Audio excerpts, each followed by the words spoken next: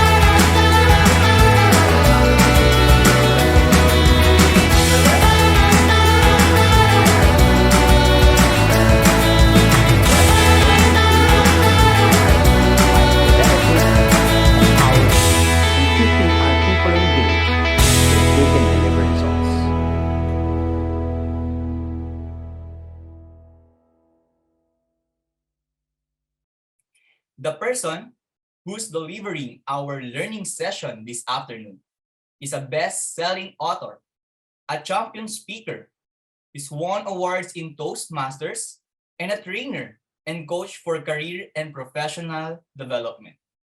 He has published 12 books to date, including Your First Job, a practical guide to success, Your Career Roadmap, how to get the job you want and love the one you hate, and Soaring High, your flight plan for your best career ever.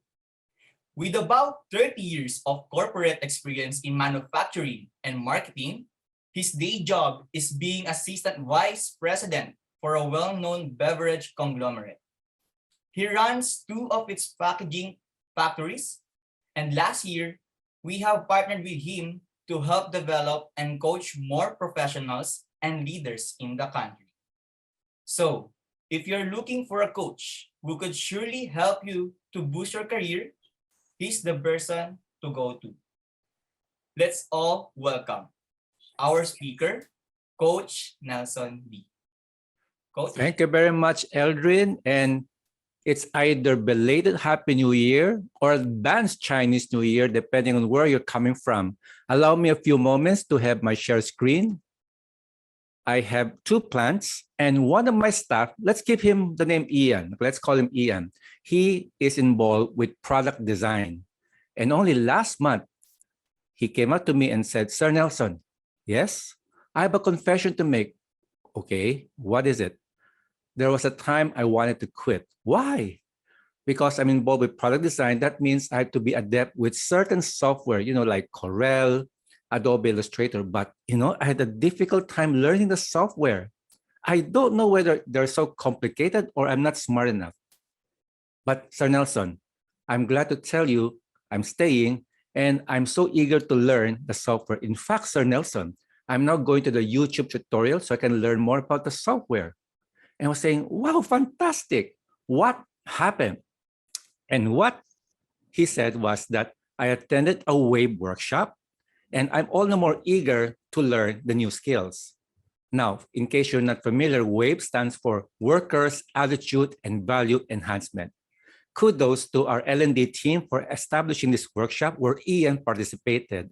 And among the agenda was a discussion about our company's core values. And one of them is initiative.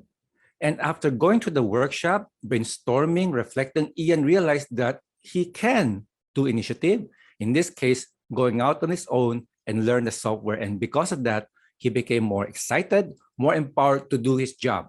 And yes, stay. Now, that gives you the power of core values. Handled properly, a core value can energize, excite, encourage, and empower your people. Done poorly, it can breed disillusionment, cynicism. And so today, thank you for joining us, establishing your lunchtime with us to learn more about core values that stick. And in this particular case, let us review briefly what is a core value. A core value, and I like this definition from Forbes, core values refer to your company's guiding principles. If you would Google core values, chances are the word principles also would go in. They show you what your company stands for, who your people are, and what kind of people you want to attract. Simply put, core values are the beliefs that drive the actions of your organization. You may think of core values as the non-negotiable, vital DNA that creates your organization and makes you win. Now, a little bit tips about core values before we go to the topic proper. One, core values are not chosen democratically. These are not by consensus. This may be surprising to some of you because maybe some will be thinking, okay, I have a company and I want to establish our list of core values. So some people do this. They would gather everybody, all the employees, and maybe put them in a room and give them a sheet of paper and write down the core values you believe for this organization. That is not recommended. Why? It's a classic case of too many cooks spoil the broth, because you may be involving people who do not know about the organization, and yet you're asking them to give in the core values. Or worse, you may have people there who are not fit to the organization. And that's why the recommendation is that the people who are going to establish the core values would be the CEO, the owners or founders, and the key people who work with the founders to make the organization win. Then, with the core values already in mind, then you cascade it to the broad masses. So remember, core values are not by consensus. Second, they are different from aspirational values. What do I mean by that? There's this company, for example, the core value is hard work. Then the CEO wants to say, okay, I want to add one more core value. What is it? Sense of urgency. Well, the question is, okay, do you mean to say that your people now have sense of urgency? No, the CEO said, because they're so complacent and I want to inject the core value of sense of urgency. And that's where the confusion begins and the frustration. A core value is what you have now. It's what you're practicing now that will create the success that you have now. Aspirational values are what you don't have yet, and they're going to be developed in the future. So do not confuse core values with aspirational values. Sometimes the frustration, the confusion comes from there. Last, they set you apart from competition, ideally. It's like positioning. What would set your company different from others? Well, one way you may want is to think about your core values. Now, yeah, we have core values like so common like integrity, leadership, etc. But you may want to think and brainstorm. Is there one core value that will make you distinct from others? Let me give you an example. If you think about a Silicon Valley company, what comes in mind? Maybe the employees come in so casual, so laid back. They have this shirt, sneakers, and jeans. And you will see pizza boxes everywhere and a foosball table. In fact, the office looks like a playground. But there's this one company, Cybel Systems. They said, no, no, no. We will be different. And one core value will be professionalism. So you'll not see people eating at their offices. You'll see neat offices, minimum of those knickknacks, toys, photographs, and you do not see all those games and those video arcades in the corridor. They're all offices. And these people dress up, okay, business attire, and they talk professional. And when they deal with clients and suppliers, wow, you don't even think this is a Silicon Valley company. And yet that's what makes them distinctive. So core value can also set you apart from competition. It can be a can-do attitude or an obsession for customer service. Now, let's go to the core value themselves. As I've stated with the example of Ian, core values are made to stick. Done properly, they're going to motivate rather than devastate. And I've developed this particular kind wherein you'll be seeing that Enron is not the example. Enron, you know what Enron happened to Enron, right? In the late 2001 or 2, they filed for bankruptcy. Why? Because they engaged in dubious accounting practices. Okay, they made it appear as if they're making profit, only this to be fake. And when the truth happened, they collapsed. Yet the irony of it all, if you were to see their website or their annual report, their core values are respect, integrity, communication, excellence. Huh? And so you'll notice that having core values is not enough. You have to make them stick. And for that, we will have 3 items, how to make them stick. AMP, AMP. We want to help you amplify your core values. Number 1 is actionable. Number 2 is memorable. And number 3 is pervasive. If there's one thing you like to take away from this webinar, AMP, AMP. And I do hope you'll be able to implement it soon after this webinar, perhaps even after lunch. So let's go to the first one. How can you have core values that stick? First is actionable. What does the core value look like? Here is one possible reason why core values are not implemented. They're in abstract form. Okay, so people think of a core value as a term, it's some sort of a general statement, but what does it look like in real life? And that is where I love Simon Sinek, where he said, in Start With Why, for values or guiding principles to be truly effective, they have to be verbs, not nouns. You cannot action a noun. You have to go by a verb. So he gave 2 great examples. One, when you say integrity, okay, your core value is integrity. What does that mean? But if you're to communicate integrity, that core value as always do the right thing, people will get it. Or what about innovation? You all want to innovate, to differentiate, to be better than competition. So our core value is innovation. What do you mean by that? We have to be geniuses or something? Well, very simply, you look at problems from a different angle, or you think outside the box.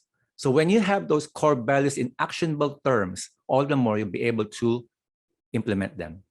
And that is where I give you 4 tips for how to make core values actionable. Number 1, yes, core values are decided at the top, but it also helps that they are cascaded to the grassroots, and the grassroots know how to enact them. Have the core values laid out, or if it's already there, repeat them. Then have your people, staff, workers, middle managers, whoever, even the janitor, by the way, they brainstorm what is the desired action consistent with that core value. That's number 1. The way to do that, you may want to have facilitators. And if you need facilitators, reach out to LJMB, care of Eldrin, wherein they may ask you things like this. Okay, to spur discussion, we will ask trigger questions, and they have to do with behavior. For example, integrity. How do you know that somebody, employee X, has integrity? Then they list down the possible actions. Now, here's the other thing. Many times we learn through compare and contrast, right? Black and white, yin and yang. And sometimes we learn from the negative example. And in this case, after getting 1 and 2, you have your list of desired behaviors. You may want to think, okay, what does the opposite look like? So, because some people learn on how not to do things. Last but not least, the output of this exercise is to post it in a wall or ID or something, a list of 3 do's for the core value and the 3 don'ts. Why 3? Because of the rule of 3. 3 blind mice, 3 musketeers. There's something in us that wants to go into 3s. Now, if you have 5 core values, it's okay. If you have, let's say, more examples of a core value, it's okay. Recommendation is that for things like this is an example, you notice how elegant it is to have a core value, having 3 do's and 3 don'ts. And the do's and don'ts are flip of each other. This is an example. There are actual organizations. In fact, my home church does it. Okay, this is my own example, wherein you have a core value, and on the left side will be the do's. What does a person of integrity look like? Keep your promises even when it hurts, because some people, they keep their promises as long as it's convenient. Another is always tell the truth. Okay, when they say something, it's gospel. Another one is to give your best job even if nobody is watching. On the flip side, what is integrity as a core value? Well, here's what it does not mean. You say one thing, but do another. Yeah, that will destroy trust right away, right? Your credibility will be shot. The other one will be to don't mislead people.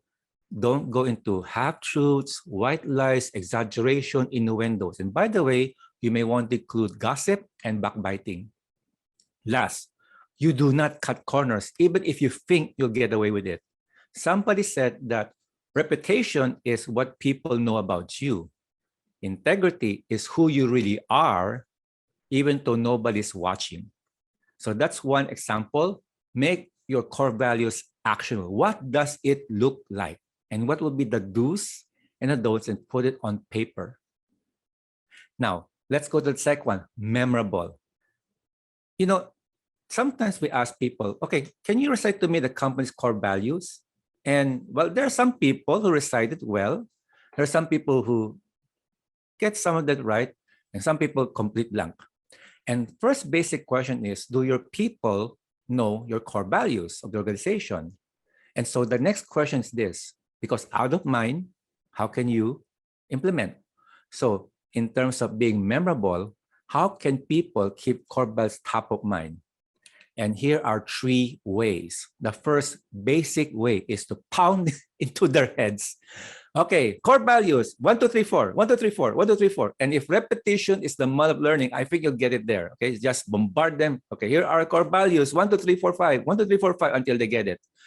A tip is like this. You may want to make an acronym out of your core values. Okay, for example, in my case, it's LITID, LITID, leadership, integrity, teamwork, initiative, and dedication.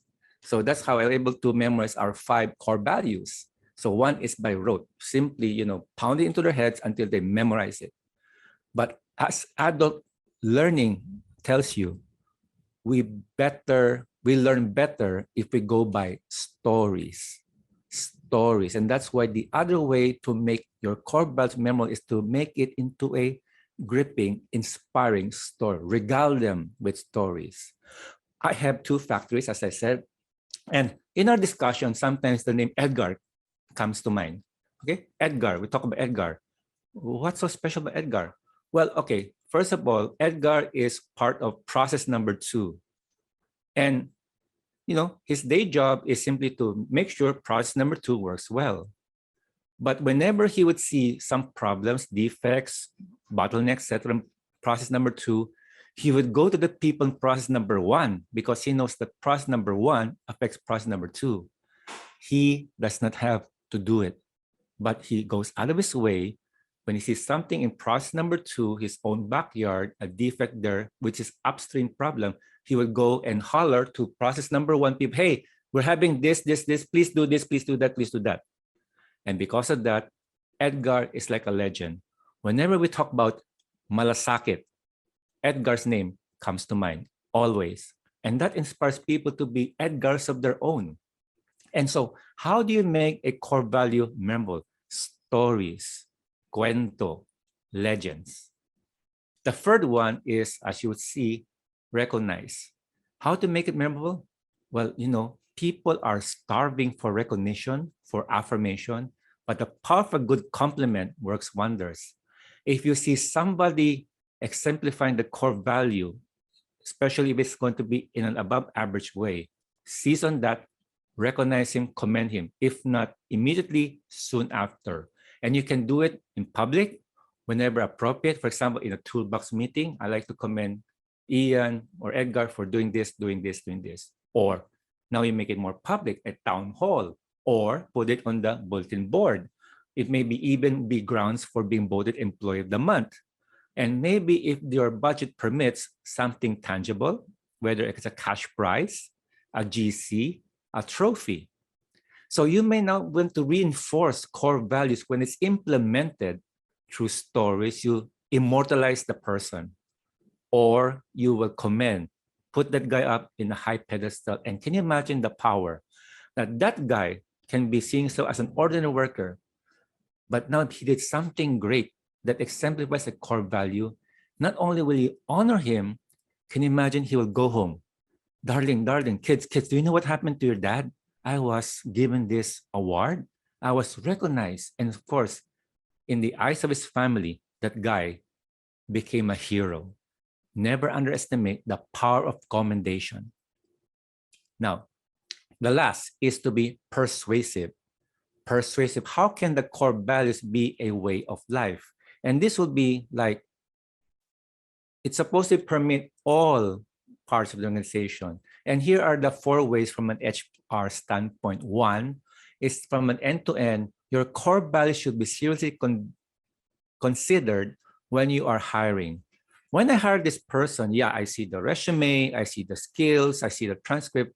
First question also is, does this guy fit in our organization through proven demonstration of core values? I'll give you an example later. Secondly is when you train those people. And I think some of you are trainers, L&D people, and I'm sure you're familiar with KSA, A being attitude. And we know attitude is quite tricky to measure. That's why we go by behavior. But here comes the question. When you're going to go to your TNA, design, delivery, and you look at your A, does your A also reflect the core values of your company? That's something to think about. And then, of course, there's the appraisal, the performance appraisal, the PIPs. And one of the things you may want to look at is this. Okay, the guy may be hitting his targets, but he does not exemplify the core values. He is not a team player. He backbites people. He does not cooperate. He's so tigas na ulo. So you may want to include that as part of your core value evaluation. Last, remember what he said, core values will be those where you want to have the people in your organization and attract people to your organization. Guess what? They can also be a filter by which you can let people go because they do not practice the core values. So this can also be part, yeah, you have your due process, your PIP, and your clearances, but also one of the things you may want to consider, should I keep this guy? And if he does not exemplify the core values, and even if we ask him, encourage him, train him to do the core values, he doesn't shape up, then it's, hello, you may have a better fit elsewhere. Okay. And that's where now you have your particular core values from end to end. How do I hire my key people? Here's an example. One of my core values would be critical thinking or problem solving. And at one time, I was looking for a good, if not great, production manager. And I have 5 candidates. I asked each one of those 5, okay, Mr. Candidate, tell me a story where you actually solved a problem in a production line. By the way, this can also be good in your field, whether it's finance or HR or marketing. Tell me a story wherein you actually solve a problem in the line. Now, guess what? Majority of such candidates will tell you a theory. Oh, we should do this. We should do that. You ever had that experience? Well, there's one guy who stood out. Sir Nelson, I was once assigned in a semiconductor industry where we have a line, and this line, I was assigned to that line, the yields were dropping. And I was wondering why. I looked around, I did my research, I collected data, I interviewed people. And the problem was very simple. Well, what is it? Well, some people were negligent to put on their face mask. This is before COVID. Put in their face mask. And so while they're talking in a line, there are some spits of saliva in the air and they fall into the circuit boards or whatever you call them. And that led to the decline of yield. So I implemented the no mask, no work policy. And guess what? Yields went up. So guess out of the 5 who got the job? Because I was after a specific core value in actual practice. And now let us summarize. Let's recap.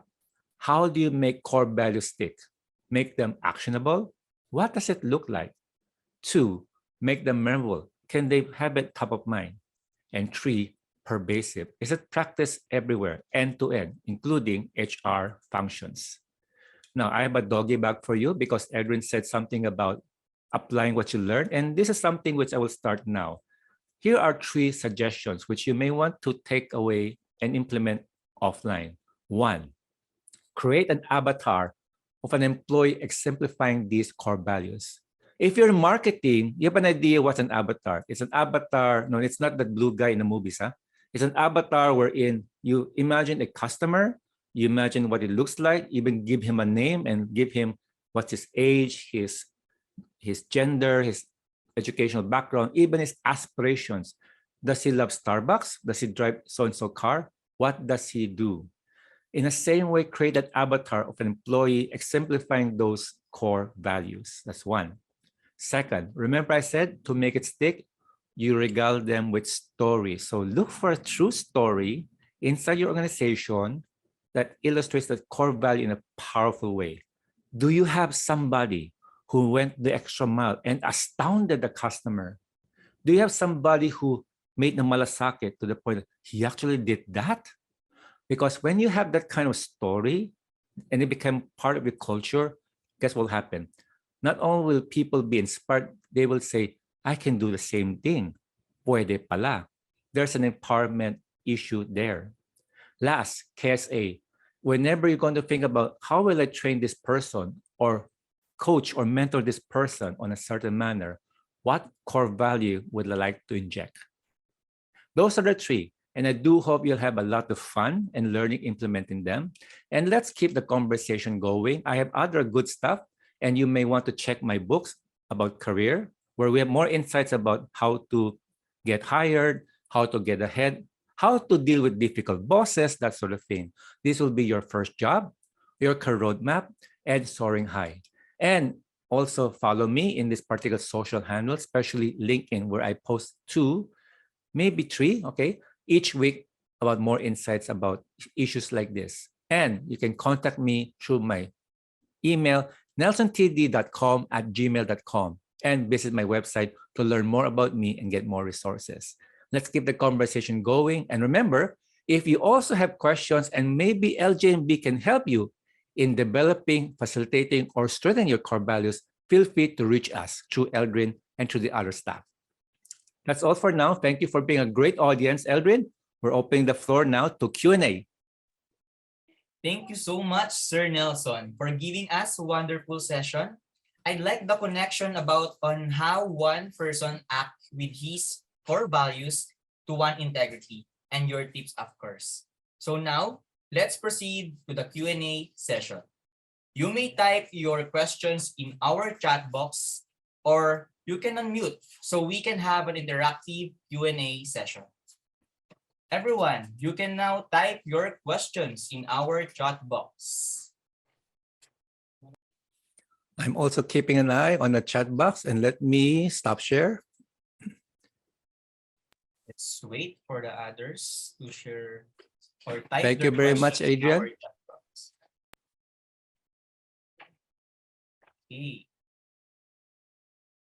Adrian has written something. Good afternoon, Sir Nelson. I read your inspiring Finding Comfort book. I'm also a part of the OMF Let's Christian Writers Fellowship on Facebook. Yeah, see you around.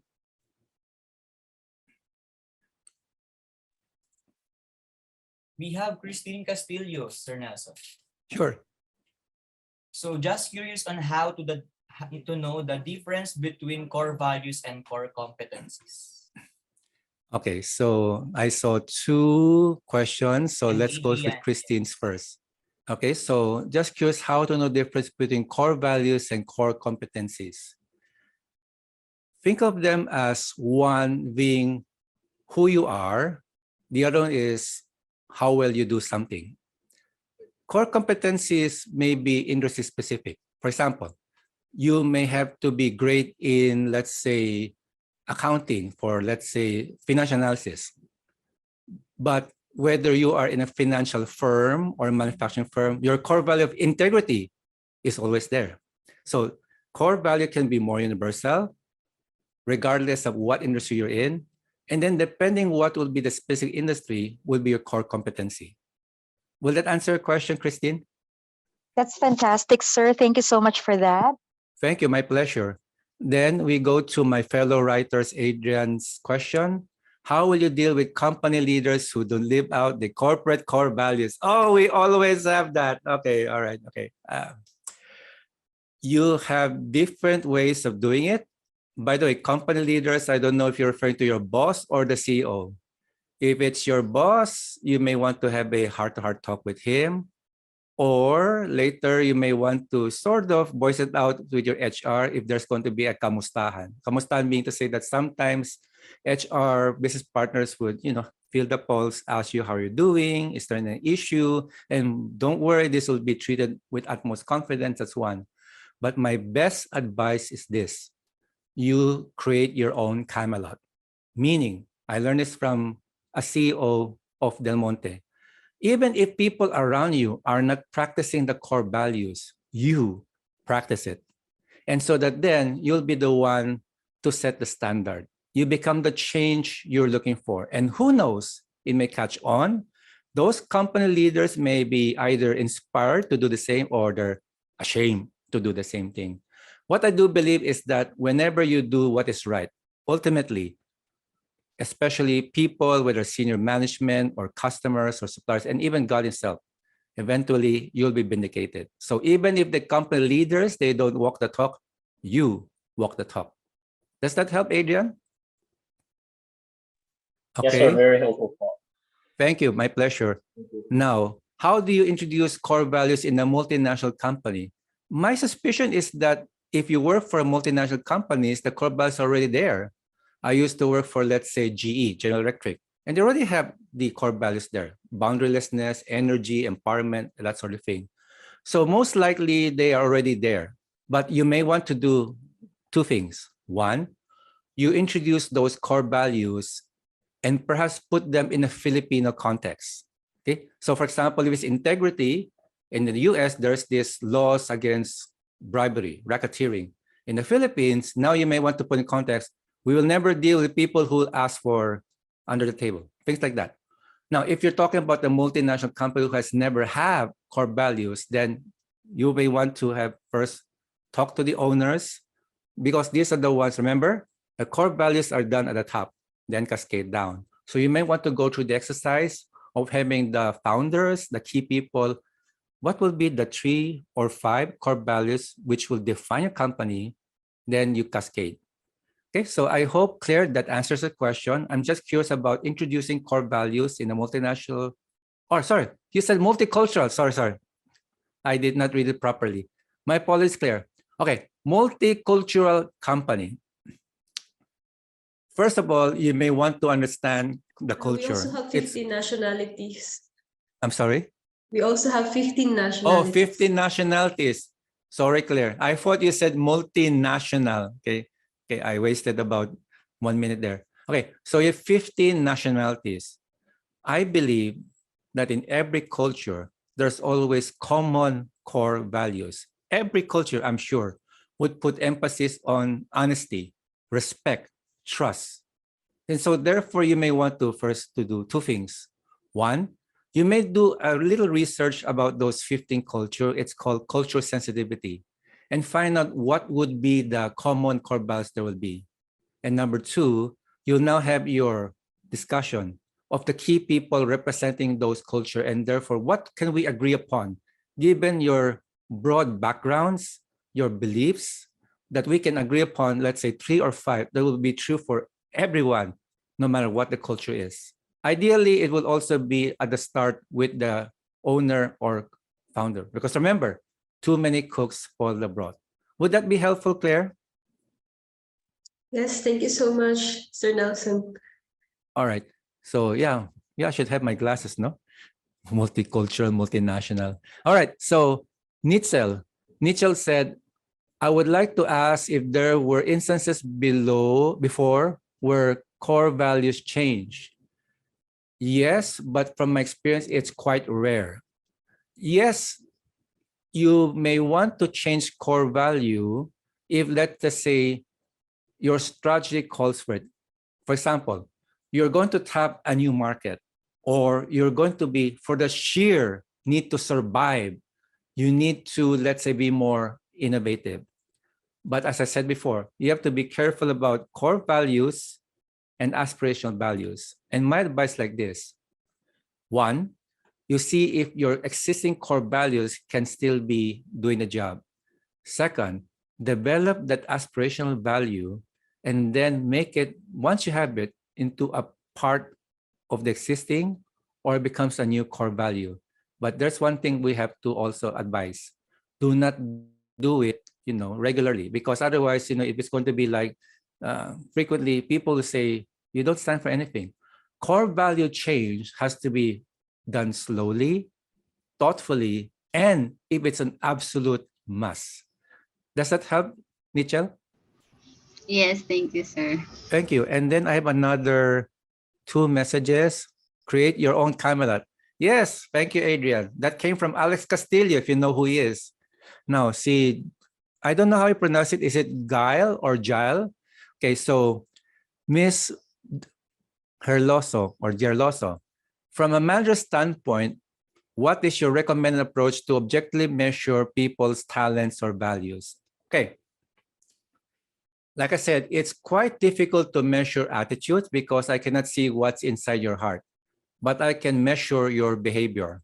So, for example, if the guy for example, if your core value is, let's say, learning, do you measure the guy as to, let's say, he has actually 1, 2 mentors, or he is actually 1, 2 people is mentoring? Or if, let's say, you want to go for innovation, and one of the ways you can do is this. You have a metrics for, let's say, Kaizen project. And let's say, in our case, for example, part of our PIDAS is that, does the guy have at least 1 Kaizen project? And by the way, it has to be a real Kaizen project. Hindi pwede idea lang. It has a Kaizen project that was actually implemented. And whether it is visual management or an actual cost saving, it's there. So it can be done. You just have to specify a bit further as to what it would be in terms of values, what would it look like, the observable behavior, and it's either one, you can measure it in a hit miss, does he do it, yes or no? Or he does it, and there are more tangible items like time, peso value, or even other people's input. For example, a 360. Does that help, Guile? Yes, sir. Okay. Thank you. Thank you. Oh, you're a male. Okay, I thought you were female. Sorry about that also. My second boo-boo for the day. All right, so I don't know how much time we have, Elrin, so let's have this one. Is this Jan Kua? Okay. In government setup, when there is a change of administration, is there a need to change from time to time the core values? Oh, by the way, it's not only in government, it can also be in business. Whenever a new CEO takes over, he will shake up the place and say, this is the new direction. In government, yeah, I can imagine. 6 years, then new president, new direction. That's why I think that's one reason the government or the country doesn't really progress. There's no long-term plan. Okay, but anyway, is there a change? When there's a change, is there a need? It depends if there's a change or not. My own thinking is like this. It is best to have the government build on Filipino core values. And we have a lot of them, di ba? Malasakit, loyalty, bayanihan. Okay, so I don't know about the government changing their core values because I think we have already a lot of good ones in Filipino culture. But as for specific ones, I'm not so sure what you have in mind. But I don't mind because if there's a real need, then go for it. But like I said, you have to change your core values sparingly because it's like genetic engineering. If something worked for you in the long term, then you want to tweak it, and who knows what will happen. It may go either way. Better to stick with your strength, or as somebody said, core values and core competencies. And where there's an urgent need because times are changing, technological, global, economical, whatever it is, then you may want to build on an aspirational value first. And when it comes to reality, add them to your core values. I hope that helps. Okay, so thank you. Core values, yeah, I'm so glad you, yeah, we have plenty of it. Remember, that person, si Ian, in the wave, the facilitator actually first talked about Filipino core values and then our company core values because it's like the overall context. If you have a core value that's meeting the culture as what Claire once mentioned, it will work. If it's something foreign to the culture, you may have to think some more. Okay. Thank you again, Coach Nelson, and to our participants who participate from our Q&A session. With that, If you want to continue the conversation with Coach Nelson D, you may book your free discovery call with him through the link that we have provided in the chat room, or by scanning the QR code on the screen or going to calendly.com/LJMB/Nelson D, or calling or texting us at 0917-822-5562.